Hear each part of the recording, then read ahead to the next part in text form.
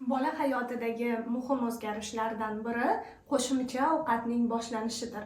Juda ko'pchilik onajonlar qo'shimcha ovqat boshlaganda ko'p xatoliklarga yo'l qo'yishadi.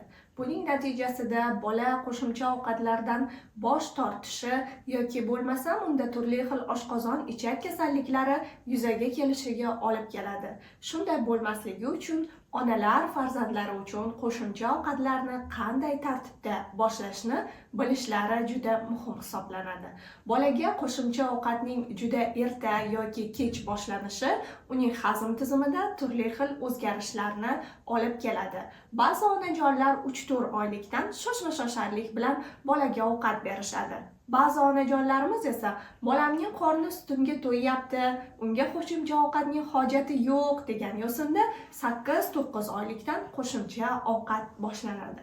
Lekin Sog'liqni saqlash tashkilotining bizga bergan ko'rsatmalariga ko'ra, bola 6 oylikni to'ldirgandan so'ng unga qo'shimcha ovqatlar berib boshlash kerak. Sababi 6 oygacha bolaning barcha ehtiyojlari oqsil, yog', uglevod, turli xil vitamin, mineral ehtiyojini ona suti to'liq qoplay oladi. 6 oylikdan keyin esa bunga kuchi yetmaydi. Shuning uchun oz-ozdan qo'shimcha ovqat kiritilishi kerak va bolaning hazm sistemasi yangi tug'ilgandan 6 oylik bo'lgunga qadar sekin-asta rivojlanib boradi. Aynan 6 oylikda oshqozon ichak sistemasi sutdan boshqa yengil ozuqalarni hazm qilish uchun ham tayyor bo'la boshlaydi. Qo'shimcha ovqatni, demak, birinchidan erta yoki kech boshlamaslik, 6 oylikdan boshlab berish bu asosiy qoidalarimizdan biri. Qo'shimcha ovqatlarga tuz, shakar, turli ziravorlarning qo'shilishi bolaning hazm sistemasi, buyrak va jigar sistemalarida turli xil o'zgarishlarni olib keladi. Ya'ni ularning faoliyatida, ish faoliyatida qo'shimcha nagruzkalarni yuzaga keltiradi. Shuning uchun ham chaqaloq ovqatiga 1 yoshgacha tuz va ziravorlarni qo'shish tavsiya etilmaydi. Onajonlar bolaga qilgan ovqatlarini o'zlari tatib ko'rib, voy bu ovqatning ta'mi yo'q, bolam qanaqa yeydi deb o'ylashadi va tuz yoki ziravorlarni qo'shib qo'yishadi. Bu aslida xato hisoblanadi. Faqat ona suti yoki smes, ya'ni qo'shimcha aralashmalarni ichgan bolajonlar uchun siz shakarsiz, tuzsiz tayyorlab bergan ovqatingiz ham juda mazali tuyuladi. Shunchaki onalar biz juda ko'plab shirin va sho'r ovqatlarni, achchiq taomlarni yeb o'rganganimiz bois u ovqat bizning ta'm retseptorlarimiz uchun bemazadek tuyulishi mumkin. Lekin bu ovqat farzandlarimiz uchun normal. Demak, ikkinchi asosiy qoida bola ovqatiga 1 yoshgacha tuz, shakar va ziravorlarni aslo qo'shmang. Uchinchi qoida, ba'zi onajonlarimiz farzandlari uchun ovqat berganda o'zlari yeydigan ovqatlardan, ya'ni umumiy qozondan ovqat berishni boshlab ketishadi. Vaholanki biz yuqorida aytib o'tganimizdek, umumiy qozonda tayyorlangan ovqatda turli xil yog'lar, ziravorlar, tuz bo'ladi. Bu narsani bolaning organizmi to'liq hazm qila olmaydi va hazm sistemasi kasalliklariga olib kelishi mumkin. Shuning uchun ham ilk ovqatni bolani o'zi uchun alohida tayyorlanishi maqsadga muvofiq bo'ladi. 4-qoidamiz, bolaga ovqat berganda to'g'ri mahsulotni tanlash. Ya'ni biz bolaga tabiiy bo'lsa-da shirin yoki sho'r mahsulotlarni bersak, bola foydali bo'lgan ozuqalarni yeyishdan bosh tortadi.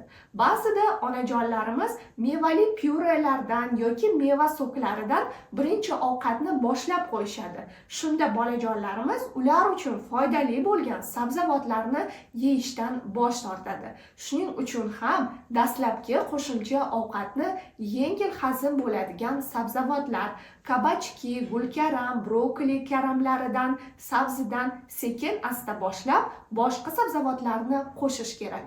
Bolalar uchun maxsus bo'tqalar, ya'ni kashalarga keladigan bo'lsak, ularni ilk boshlaganda sutsiz aralashmali alohida bir jinsli aralashmalar, guruchli, grechkali yoki ovsyankali kashalardan boshlashingiz mumkin. Va birinchi ovqatni onajonlar tomonidan bola qabul qilganda juda ko'p miqdorda berilishi, ilk ovqat boshlaganda albatta birinchi yarim qoshiq, keyin 1 qoshiq berib bolani moslashtirib olasiz qo'shimcha ovqatga, keyin sekin bir hafta davomida qo'shimcha ovqat miqdori ko'paytirilishi kerak.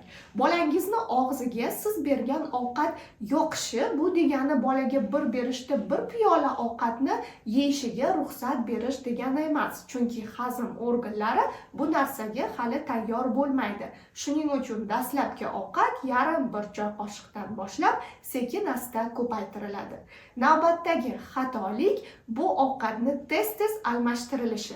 Har bitta yangi mahsulot berganda bolaning ichi kelishi, u qaytaryaptimi, yo'qmi, ya'ni bu ovqatni bola qanday hazm qilyapti, buni ona baholay olishi uchun har bir keyingi ovqat o'rtasidagi moslashish davri kamida 5 bo'lmasam 7 kunni tashkil qilishi kerak.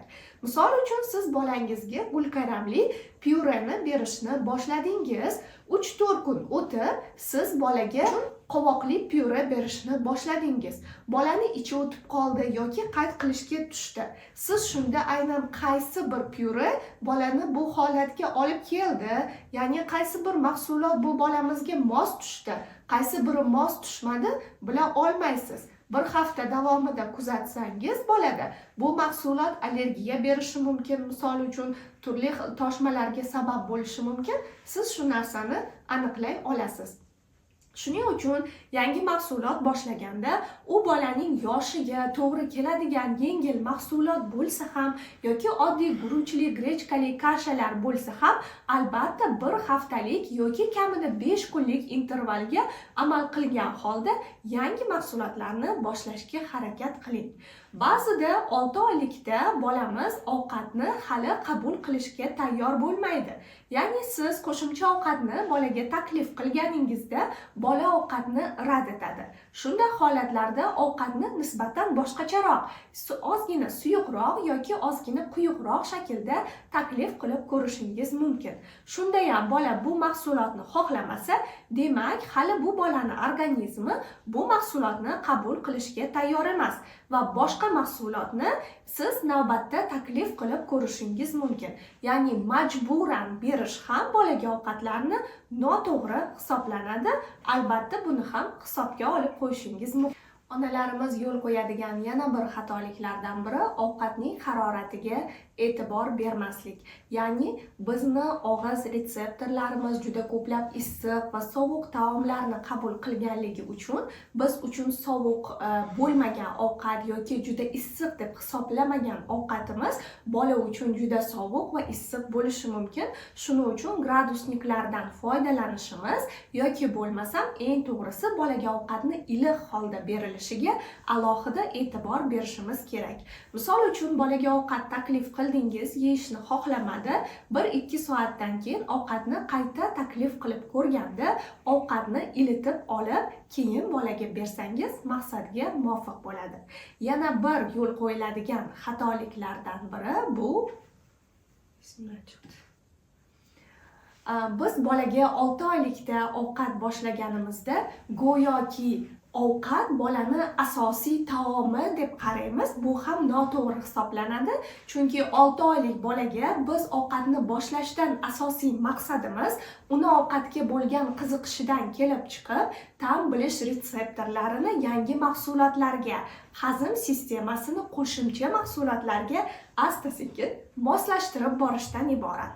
6-8, 1 yoshgacha bo'lgan bolaning asosiy ovqati asosiy ona suti yoki bo'lmasam o'sha qo'shimcha aralashma smesligicha qolaveradi. Qo'shimcha ovqat esa uni yangi mahsulotga moslashtirish uchun berayotganimizni unutib qo'ymasligimiz kerak. Ba'zi onajonlar sut o'rniga ham qo'shimcha ovqatlar berishadi. Ya'ni bir kunda 5-6 mahalgacha ham qo'shimcha ovqat berishadi va bolaning hazm tizimini buzib qo'yishadi. Bu ham noto'g'ri hisoblanadi. Shuning uchun ham bolaning asosiy ovqati sut ekanligini unutmagan holda qo'shimcha ovqatlarni oz miqdorda bolaga berib borish muhim sanaladi. Ovqat berishda reja va tartibning bo'lishi juda muhim. Misol uchun, siz yangi ovqat boshlamoqchi bo'lsangiz, o'zingiz uchun maxsus reja tuzib oling. Bu hafta misol uchun bolamga qo'shimcha sifatida gulkaramni beraman. Keyingi haftada misol bo'tqa bermoqchiman. Grechkali bo'tqadan boshlayman. Keyingi haftada va hokazo boshqa ovqatlarni sekin-asta qo'shib borishingiz muhim. Farzandingiz 7 oylik bo'lganda ovqati tarkibiga oq go'shtli mahsulotlarni, kurka go'shti va xonaki tovuq yoki xo'roz go'shtlari va quyon go'shtlarini ratsioniga sekin-asta qo'shishingiz mumkin. Farzandingiz 8 oylikdan oshgandan so'ng tvorog sut mahsulotlaridan tvorog, qatiqni, suyuq sir qo'shishingiz mumkin va qizil go'sht, ya'ni mol go'shtini bola ratsioniga qo'shib berishingiz muhim.